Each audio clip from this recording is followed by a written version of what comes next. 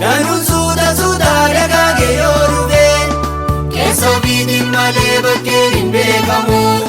Maal godhaa miila finkanaan itti adeemuun karaan suuta samiirraa fagaatee maasii ofirratti waan facaasan hamu naaf kenni injifannoo amantiidhaan guutee.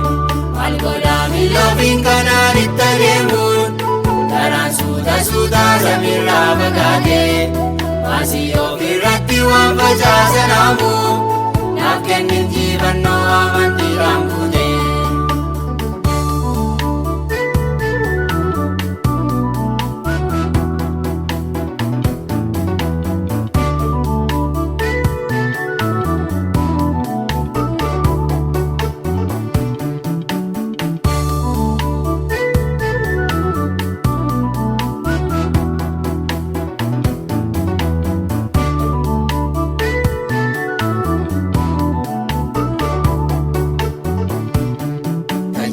Lafuraa inni biyya barbaadu of ta'uudha malee nama biraa fakkaachuu miti.